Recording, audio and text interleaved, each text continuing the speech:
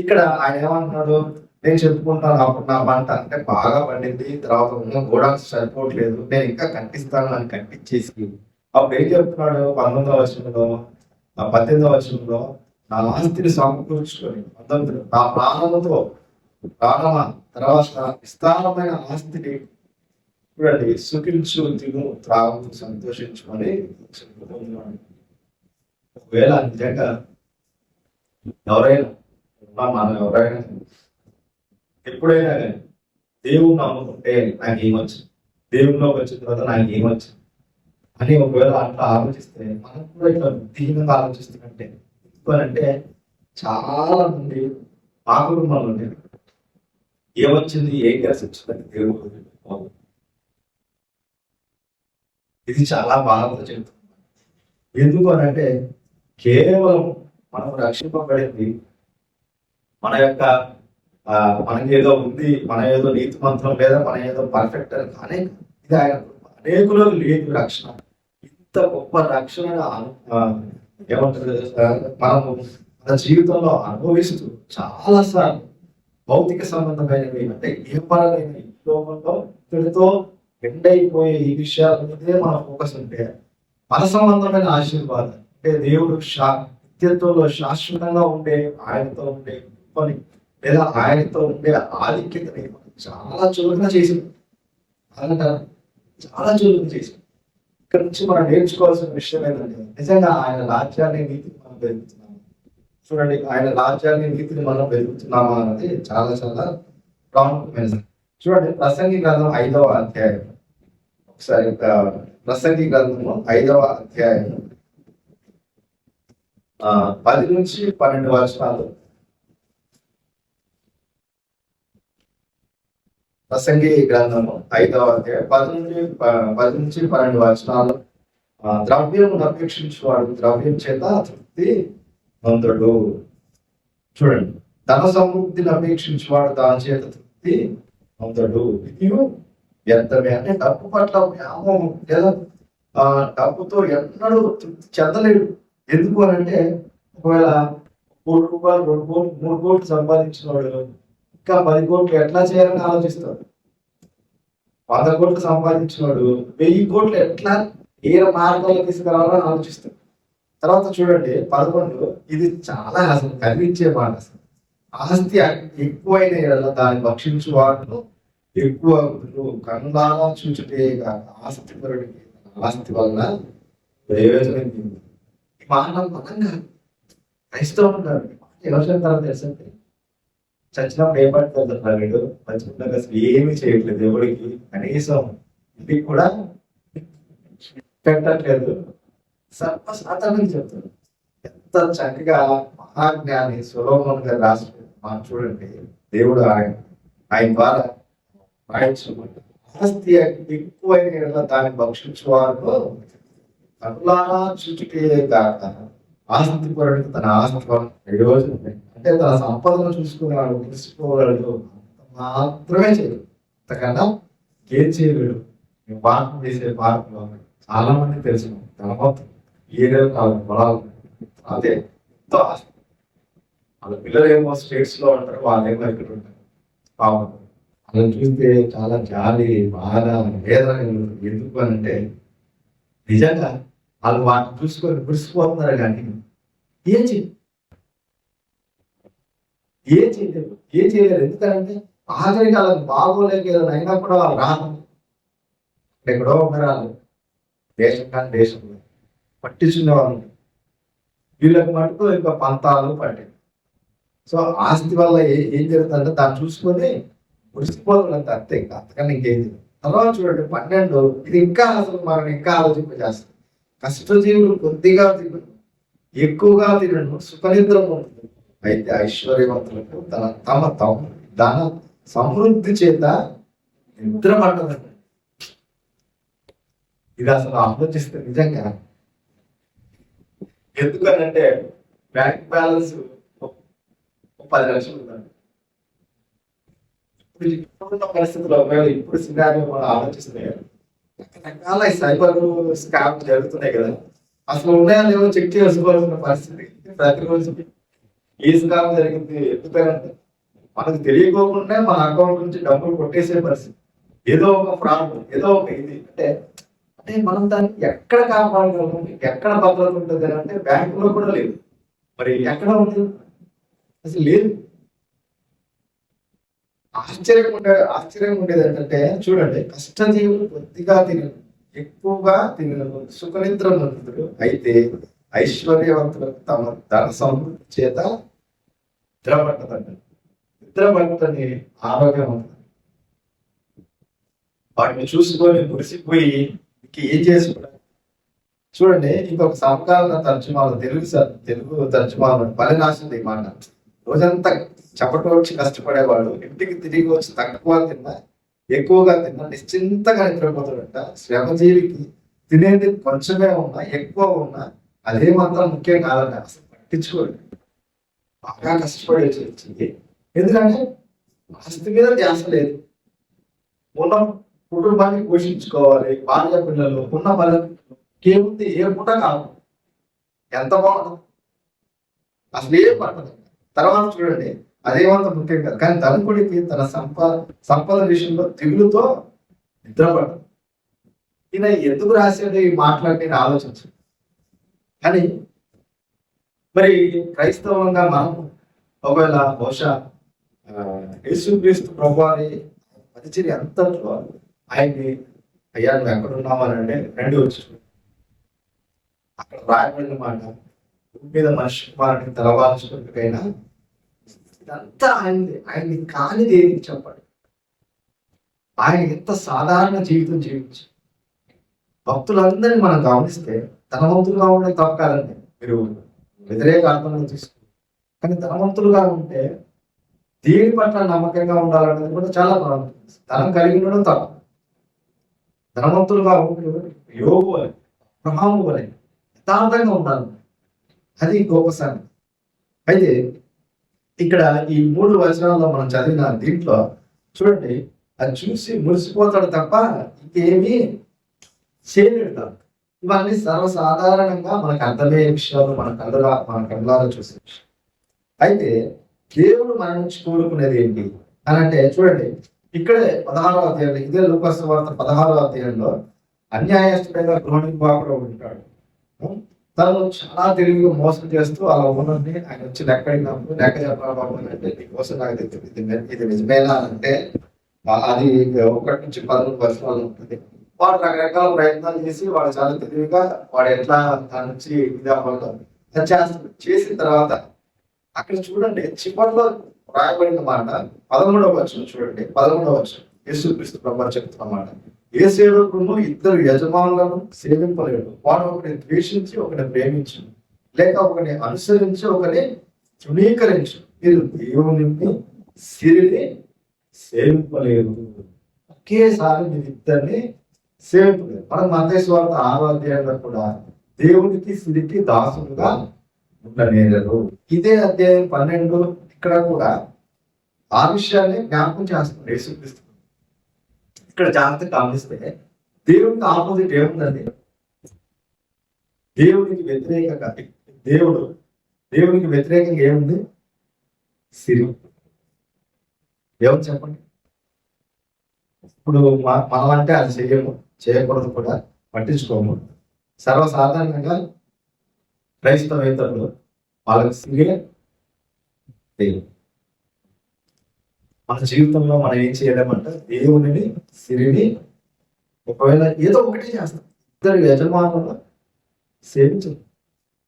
అయితే మనం ఏంటి, మనకేం కావాలి, మనం ఏం కలిగి ఉండాలి, దేవుడు మన నుంచి ఏం కోరుకుంటున్నాడు అని చూస్తే, మనం ఆలోచిస్తే అసలు డబ్బు ఉన్న ప్రాముఖ్యత ఏంటి, డబ్బు పరిస్థితి ఏంటి అని ఆలోచిస్తే కారణంగా చెప్పే కొటేషన్ ఏంటంటే సర్వసాధారణంగా డబ్బు ఒక సాధన అని, అది లక్ష్యం కాదు. డబ్బు వల్ల ఏం రాదు. ఒకవేళ డబ్బుతో ఏం కొనలేము, ప్రేమను కొనగలమా? సంతోషాన్ని కొనగలమా? కొనలేము. తర్వాత ఏం కొనలేము అంటే చాలా కొనలేము. మరి ఏం చేయొచ్చు అని అంటే మంచికి ఉపయోగపడుతుంది, అది చెడుకు కూడా ఉపయోగపడుతుంది. డబ్బే డబ్బు వల్ల జరుగుతున్న నష్టం లేదా డబ్బు వల్ల ఆ మనము కోల్పోయే ప్రమాదం ఏంటి అంటే సర్వసాధారణంగా చెప్తున్న ఈ విషయాలను చూస్తే డబ్బు అనేది కేవలం ఒక సాధనం, అది లక్ష్యం కాదు. లక్ష్యం ఏంటి అంటే దేవుడిచ్చిన రక్షణ, దేవుడిచ్చిన స్వేచ్ఛ స్వాతంత్రాలు మన జీవితంలో మనం అనుభవించాలి అంటే తిమోతికి రాసిన మొదటి పత్రిక 6వ అధ్యాయం, తిమోతికి రాసిన మొదటి పత్రిక 6వ అధ్యాయం 6 నుంచి 10 వచనాల్లో కూడా ఇంకా క్లియర్ గా పౌలు గారు ఈ సంగతులు పరిశుద్ధాత్మ ప్రేరేపణ చేత రాయబడి చూడండి. ఇది బహుశా ఒకవేళ ఎవరికి అని అంటే మనకన్నా అంటే సాధారణ విశ్వాసుల కన్నా ఎవరైతే అబద్ధ బోధకులు వాళ్ళకి బాగా వర్తిస్తుందండి. మనకు కూడా మనం ఒకవేళ అట్లా పొందాలని దేవుని ఆశ. చూడండి 6వ వచనం నుంచి చూస్తే సంతుష్టి సహితమైన దైవభక్తి గొప్ప లాభ సాధనమే ఉన్నది. సంతుష్టి అంటే సంతృప్తికరమైన క్రైస్తవ జీవితం అని మనం అర్థం చేసుకుంటాం. మనం ఈ లోకంలోనికి ఏమీ తీసుకొని పోలేము కాక అన్న వస్త్రములు గలవారమై ఉండి వాటితో తృప్తి పొంది. చూడండి ఇక్కడ కూడా అన్నము వస్త్రము అని 12వ అధ్యాయం లూకాసు వార్త 22వ వచనంలో కూడా ఏమి తిందుము లేదా మీ ప్రాణం కూర్చేయను, ఏమి ధరించుకోను, మీ దేహం కూర్చేయను, చింతింపకుడి. ఆహారం కంటే ప్రాణం, వస్త్రము కంటే దేహం గొప్పవి కావా అని యేసుక్రీస్తు. దాన్ని ఇంకా డీటెయిల్డ్ గా పౌరులు గారు ఇక్కడ ఏం చెప్తున్నారంటే మనం ఈ లోకంలో ఏమి తెలియదు, ఏమి తీసుకొని పోయి మరి దేంతో మనం సంతృప్తి కలిగి ఉండాలి అంటే సంతృప్తికరమైన దైవభక్తి ఎట్లా అంటే అది చెప్తున్నాడు. చూడండి ఇక్కడ అన్న వస్త్రములు గలవారమైన వాటితో తృప్తి పొంది. ఇది ఎంత సంతోషం కలిగించే మాట. ఉన్నదేవరో ఏదో చేస్తున్నాడు, లాంగ్ వెళ్ళిపోతున్నాడు, లేకపోని గొడవలు,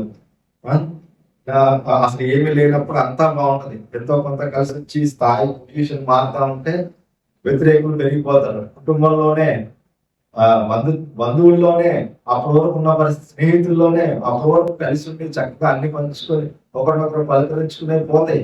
వాళ్ళ స్థాయి వాళ్ళ స్టేటస్ మారే కొద్దీ మనకు దూరం అయిపోతా ఉంటారు. అలాంటివి చూడలేదా? ఎంతమంది చూడలేదు? తృప్తి కలిగిన క్రైస్తవ జీవితం మనం అనుభవించట్లేదు అని అంటే బహుశా చెక్ చేసుకోవాలి. అదేంటి అంటే నిజంగా దేవుడు నా నుంచి దేవుడు నన్ను ఎందుకు రక్షించాడు, దేవుడికి ఎలా నేను ఈ లోకంలో ఆయనకు నమ్మకస్తుగా నేను ఎందుకు ఉండాలి అని ఒకవేళ ఆలోచిస్తే చూడండి 20 లూకాసు వార్త 13వ అధ్యాయంలో 12వ అధ్యాయంలో 21 వచనంలో 21 వచనం చూడండి. 21 చాలా చాలా దేవుడు చివరిగా చెప్తాల్సింది. ఆయన ఈ ఉపమానంలో ఏంటి అని చూడండి. దేవుని ఎడల ధనవంతుడు కాక తన కొరకే సమకూర్చుకొని వాడు అలానే ఉండునని చెప్పి దేవుని ఎడల ధనవంతుడు అని అంటున్నప్పుడు మరి చూడండి, ధనం ఇక్కడ వద్దని కాదు, ధనం పట్ల వ్యతిరేకంగా చెప్తున్న మాట కాదు. అయితే దేవుని ఎడల ధనవంతుడు అంటున్నప్పుడు దేవునికి మహిమకరంగా మన జీవితాలు ఉండాలని ఆయన కోరుకుంటున్నాడు. లోకం రక్షించిన దేవుడు ఇంకా సజీవంగా వచ్చిన దేవుడు ఏం కోరుకుంటున్నాడు అంటే దేవుని ఎడల ధనవంతులుగా ఉండాలంటే దేవునికి మహిమ తెచ్చే వారంతా మన బ్రతుకులు ఉండాలి. దేవుణ్ణి మహిమపరిచే విధంగా మన యొక్క క్రియలు ఉండాలి. దేవుని మహిమపరిచే విధంగా మన యొక్క ప్రవర్తన ఉండాలి. ఇది దేవుని ఎడల ధనవంతుడు అని అంటే ఏమి వదిలిపెట్టాలని అన్నప్పుడు ఐహిక సంపదలు అంటే మెటీరియల్ థింగ్స్ లేదా భౌతికమైన వదిలిపెట్టి ఆధ్యాత్మిక సంపదలని నిర్లక్ష్యం చేయొద్దు అని ఇక్కడ జ్ఞాపకం చేయబడుతుంది. చూడండి, మనం ఈ లోకంలోనికి ఏమీ తెలియదు. మొదటి పత్రిక 6వ అధ్యాయం 7వ వచనం. మనం ఈ లోకంలోనికి ఏమీ తెలియదు, దీనిలో నుండి ఏమీ తీసుకొని పోలేము కాక అన్న వస్త్రములు గలవారమై వాటితో ఒకవేళ ధనవంతులకు అపేక్షించి వారు శోధనలను గురిలోను అవివేకయుక్తములు అనేక దురాశలు మనుషులు నష్టంలోను నాశనంలోను ఎందుకనగా ధనాన్ని మూలము కొందరు దానిని ఆశించి విశ్వాసం నుండి తొలగిపోయి నానా బాధలతో ఆమె లాంటివి కూడా మనం చూసాం. మీరు చూస్తుంటారు, నేను చాలా మంది చూస్తాను. నిజంగా ఉన్న దాంతో సంతృప్తి కలిగి లేకపోవడం అన్నది ఎంత దౌర్భాగ్యం ఉంది. ఉన్న దాంతో సంతృప్తి కలిగి లేని దానికోసం ఆలోచన చేస్తుంది, ఉన్న ఆరోగ్యాన్ని పాడు చేస్తుంది, ఉన్న కుటుంబంలో నెమ్మది సమాధానం పోగొట్టుకునే పరిస్థితి ఎందుకు అని అంటే దురాశ. ఆయన 15వ వచనంలో మీరు ఏ విధమైన లోపంలోకి ఎడమయ్యక, అంటే దురాశకు చోటు మీ జీవితంలో, అత్యాశకు చోటు మీ జీవితంలో ఎందుకు అని అంటే ఒకటి కలిగి విస్తరించడం వారి జీవనకు మూలము కాదు అని జ్ఞాపకం చేయబడుతుంది. అయితే నిజంగా దేవుని ఎడల ధనవంతులుగా మనం ఉంటున్నాం, మన విశ్వాసంలో భాగ్యవంతులుగా మనం ఉంటున్నాం. మనం చూస్తే యాకోబు పత్రిక 1:5 వచనంలో, నా ప్రియ సహోదరులారా ఆలకించుడి, ఈ లోక విషయంలో దరిద్రులైన వారిని, అంటే పేదవారిని విశ్వాసమందు భాగ్యవంతులుగా, అంటే ధనవంతులుగా, తను ప్రేమించే వారికి తాను వాగ్దానం చేసిన రాజ్యము వారసులుగా ఉండటకు దేవుడు ఏర్పరచుకోలేదా. చూడండి, విశ్వాసంలో మనం ఎక్కడ ధనవంతులుగా ఉండాలంటే దేవుని మహిమపరిచే విషయం, దేవుని ఎడల ధనవంతులుగా ఉండాలి, విశ్వాస విషయంలో భాగ్యవంతులుగా ఉండాలి. ఈ 2 సంగతులు మనం జ్ఞాపకం చేసుకుంటాం. నిజంగా విశ్వాసమందు భాగ్యవంతులుగా మనం దేవుని మహిమపరిచే విధంగా మన యొక్క విశ్వాస జీవితాలు ఉంటాయా? దేవుని ఎడల ధనవంతులుగా లేక ఒకవేళ ఇది చాలా, అంటే ఆయన ఫూల్, అంటే లేదా వెర్రివాడు. అక్కడ రాయబడిన మాట 20వ వచనం, అయితే దేవుడు వెర్రివాడ, ఈ రాత్రి నీ ప్రాణము అడుగుచున్నాను సిద్ధపరిచిన ఎవరిని వాటితో, ఒకవేళ నీకున్నది ఏంటో నాకు తెలియదు, నాకున్నది ఏంటో నీకు తెలియదు, ఉన్నదాంతో మనం సంతృప్తి కలిగి మన యొక్క విశ్వాసంలో మన విశ్వాస యాత్రలో మనం కొనసాగుతున్నాం. లేని దాన్ని ఆలోచన చేస్తుంది, లేని భారాన్ని మన మీద వేస్తుంది, మనం నష్టపోతున్నామా మనం జ్ఞాపకం చేసుకుంటాం. వారాలు, సంవత్సరాలు, నెలలు గడుస్తున్నాయి మన జీవితం. అని దేవుడు ఆశించిన విధంగా, దేవునికి మహిమ తెచ్చే విధంగా, దేవునికి మహిమపరిచే విధంగా మన యొక్క వ్యక్తిగత జీవితాలు, మన యొక్క కుటుంబ జీవితాలు, స్థానిక సంఘంలో, సమాజంలో, బహుశా ఒకవేళ లోకం ఏ రీతిగా అనొచ్చు, వింటున్నాను ఏమొచ్చిందయ్యా అని ఆయన్ని నమ్ముకుంటే, మీరు క్రైస్తవులో ఉంటే మీరు ఏమి సాధించారని అనొచ్చు. కానీ నీకు నాకు గొప్ప నిరీక్షణ, నీకు నాకు దేవుడు ఇచ్చిన రక్షణ ఎంత గొప్ప. ఈ విషయంలో మనం ఎట్లా జాగ్రత్త పడదాం, మన విశ్వాసాన్ని మనం పరీక్షించుకుందాం, మనం ఆలోచించేద్దాం. అబ్బా, నీ నుంచి దూరం చేసి, లేదా నీ నుంచి నీవు ఇచ్చిన రక్షణలో ఆనందించుకోకుండా నన్ను నాకు ఎక్కువగా ఇబ్బందులు లేదా అడ్డంకులు కలిగించే పరిస్థితి ఏంటంటే, ఈ ఉపమానంలో యేసుక్రీస్తు ప్రభువు చాలా చక్కగా చెప్పిన మాట, దేవుని ఎడల ధనవంతుడు. ఎవరి ఎడలండి? దేవుని ఎడల, అంటే దేవునికి మహిమకరంగా నీవు నేను జీవించాలి అన్నది ఆయన యొక్క ఉద్దేశం. 31వ వచనంలో ఆయన చెప్తున్న మాట అదే. లూకాసు వార్త 12లో ఉంటుంది. మీరైతే, అంటే మన శిష్యులు అందరికీ చెప్తున్న మాట, ఎవరైతే క్రైస్తవులు నేను విశ్వాసం చెప్తున్నారో ఆయన రాజ్యాన్ని వెతుకుడి, దానితో కూడా ఇవి మీకు అనుగ్రహింపబడను అని చెప్తూ చూడండి 34లో కూడా మీ ధనం ఎక్కడ ఉండను అక్కడనే మీ హృదయం ఉండదు అని చెప్తాను. చాలా జాగ్రత్త పడే విషయాలు, చాలా ప్రాముఖ్యమైన విషయాలు. నేను ముగిస్తున్నాను, సమయం అయిపోతుంది. అయితే ఈ ఈ ఈ ప్రపంచంలో బాగా తెలివైన ఇన్వెస్టర్ లేదా పేరు అందరికీ తెలిసిన ఆయన వారన్ బఫెట్ అనే ఒక ఆయన ఉన్నాడు. ఆయన మామూలు కాదు, ఆయన పెట్టుబడులు పెడితే ఇంకా లాభాలు కావాలి. ఆయన ఏదైనా చేస్తే కానీ వచ్చేది, అంటే ఆయన రెట్టింపు సంపాదిస్తారు. అట్లా చాలా మంది ఉన్నారు. స్టాక్ మార్కెట్ ఇన్వెస్ట్ చేసి ఇండస్ట్రీస్ సంపాదించే వాళ్ళు, రకరకాల వ్యాపారం చేస్తున్నారు. అయితే ఆయన చెప్పే మాట ఏంటంటే 4 విషయాలు చెప్తున్నాయి. చూడండి ఏం చెప్తున్నాడు అంటే, అక్కడి నుంచి కూడా మనం ఆలోచించాలి ఈ విషయాలు. చూడండి ఆయన ఏం చెప్తున్నాడంటే 4 టైప్స్ ఆఫ్ వెల్త్, అంటే 4 రకాల సంపద ఉంటుంది. ఏంటంటే 4 రకాల సంపద. ఒకటి, మొట్టమొదటిది ఫైనాన్షియల్ వెల్త్, అంటే ఆర్థిక సంపద, అంటే డబ్బు. రెండవది సోషల్ వెల్త్, అంటే స్టాటస్, అంటే సామాజిక సంపద, అంటే స్థితి, అంటే నువ్వు ఎట్లా ఉన్నావు, నీ స్థితి ఏంటి అని. మూడవది టైం వెల్త్, అంటే ఫ్రీడమ్ అంటుంది, అంటే సమయ సంపద, స్వేచ్ఛ, నాలుగవది ఫిజికల్ వెల్త్, అంటే హెల్త్, ఆరోగ్యం, అంటే భౌతిక సంపద అంటే ఆరోగ్యం. అయితే చూడండి, నేను చెప్పాను కదా 4 రకాల ఇవి ఉంటాయి, అది సంపద అంటే వెల్త్, 4 టైప్స్ ఆఫ్ వెల్త్ అని. అయితే ఈ రెండు అంట చూడండి, పై రెండు అదేంటి అని అంటే ఆర్థిక సంపద, సామాజిక సంపద, కొన్ని ఉద్యోగాలంట ఈ రెండు దోచుకుంటాయి. చూడండి, ఇప్పుడు ఐటీ ఎంప్లాయీస్ వాళ్ళు లాగిన్ అయి ఉండి వాళ్ళు అసలు ఎంత టెన్షన్ పడతా ఉంటారంటే, వాళ్ళు ఉంటున్న పరిస్థితులు, వాళ్ళు చేస్తున్న ఉద్యోగం, వాళ్ళు లాగిన్ అయిన టైం అంతా కూడా చాలా అలర్ట్ గా, చాలా ఇదిగా ఉంటుంది. అవసరమైతే పిల్లల్ని భార్య ఎవరిని పట్టించుకోరు. ఎందుకంటే అక్కడి నుంచి ఆంకాలు అంటారు, లేదా రకరకాల పరిస్థితులు. ఇవి ఏం దోచుకుంటాయి అంటే వాళ్ళ యొక్క సమయాన్ని, వాళ్ళ యొక్క వాళ్ళున్న ఈ పరిస్థితి, వాళ్ళ స్వేచ్ఛను దోచుకుంటాయంట. ఈ విషయంలో జాగ్రత్త పడమంటున్నాయని ఏమంటున్నాడు, some jobs give you one and two, but wrong you 3 and 4 అంట. ఏంటి అని అంటే చూడండి, సమయం దోచు, ఆరోగ్యాన్ని కూడా దోచు. నిజంగా వాళ్ళు చేసే వర్కింగ్ అవర్స్, ఆ సమయం దాదాపు కొంతమంది 14 గంటలు, 12 గంటలు, 10 గంటలు, 16 గంటలు కూడా వాళ్ళు లాగిన్ అలర్ట్ ఉండాల్సి వస్తుంది. నేను జస్ట్ అదొక ఎగ్జాంపుల్ చెప్పాను. అట్లా డిపార్ట్మెంట్, రకరకాల డిపార్ట్మెంట్లు చేసేవాళ్ళు చాలా రకరకాలుగా ఉన్న పరిస్థితి మనం చూస్తాం.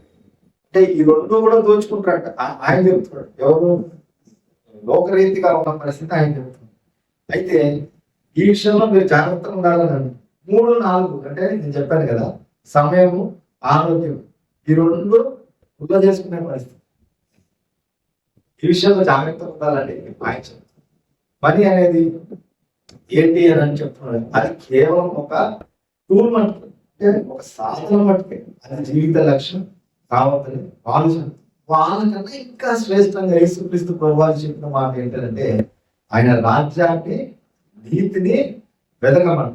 అప్పుడు అవన్నీ వస్తాయి. ఏంటి అని అంటే ఆ పైన రాసింది ఇక్కడే లూకాసు సువార్త 22 నుంచి మీరు చదవని తర్వాత 34 వరకు మనం చూస్తే, 24వ వచనంలో, నాకు సంగతి విచారించారు, ఇతను పోయి వాడిని పెరిసలేదు, పట్టులేదు, అయినను దేవుడు వాడిని మీరు భక్షణ కంటే ఎంతో శ్రేష్ఠుడు, మరియు మీలో ఎవడు చింతించడం వల్ల తన ఎత్తును మూడు ఎక్కువ చేసినాడు. కాబట్టి అన్నింటికంటే తక్కువైనవి మీ చేతి కాకపోతే తక్కిన వాటి నుంచి మీరు చింతింపలేలా. అసలు ఇంకా ఎంత బాగా చెప్పారు యేసుక్రీస్తు ప్రభువు అంటే, పూల చూడండి, అదే చూడండి, మీరు ఇవన్నీ చూస్తే మీకు ఆశ్చర్యం అనిపిస్తుంది. సొలొమోనుని జ్ఞాపకం చేస్తాం. బహుశా ఆయన ఉన్న టైంలో కానీ, ఆయన తర్వాత కానీ ఎంత జ్ఞానవంతుడు, ఎంత ఐశ్వర్యవంతుడు ఉంటనే ఉండడని దేవుడు చెప్పిన మాట. ఆయనకి జ్ఞాపకం చేసుకొస్తూ, ఆయన జ్ఞాపకం చేసి చూడండి, 28:12 అవకాశం ఉంది. నేను పొలంలో ఉంటే నేను పొయ్యిలో వేయబడు, అడవి గంటకి దేవుడిలాగా అలంకరించిన అల్ప విశ్వాసులారా, మీకు మరి ఎంతో నిశ్చయంగా వాస్తవం నుంచి ఏమి తిందుమో, ఏమి త్రాగుతుమో అని విచారకుడి, అనుమానం కలిగి ఉండకుడి. ఈ లోకపు జనులు వీటన్నిటిని వెతుకుతారు, ఇవి మీకు కావలసినవని మీ తండ్రికి తెలియదు అని చెప్తూ ఏం చేయాలి మనకు చెప్తాం. ఆయన రాజ్యాన్ని ఎదగమని. నిజంగా రక్షించబడిన వారమే, విశ్వాసమే. అండ్ నేను ఎందుకో ఈ మధ్య ఆలోచిస్తుంటే, గడిచిపోతే రోజులు ఏంటి, అప్పుడే 2026 డిసెంబర్ కూడా గడిచిపోయింది, మార్చి వచ్చింది, మార్చి 1వ తేదీన మనం అని నేను ఇవన్నీ ఆలోచించినప్పుడు నాకు చాలా అసంతృప్తి. అదేంటంటే అసలు ఏం చేశాను నేను దేవుడు నన్ను రక్షించిన తర్వాత నిజంగా ఆయన్ని భయపరిచే విధంగా దేవుని ఏడల ధనవంతుడు కానీ ఉన్న ప్రశ్న నేను నేర్చుకున్నాను. ఎంతో సిగ్గుపడుతున్నాను. ఎందుకంటే ఒకవైపు నీడలాగా గతించిపోతున్నాయి అని చెప్తాడు యోగు. అట్లానే అనిపిస్తుంది. కాలం ఎంత వేగంగా గడిచిపోయింది. 25, 24, 23, 26 కూడా 2 నెలలు గడిచిపోయింది. నిజంగా సంతృప్తికరమైన క్రైస్తవ జీవితం మనం జీవిస్తున్నామా అన్నది ప్రశ్న. ఈ ప్రశ్నతో ముగిస్తున్నట్టు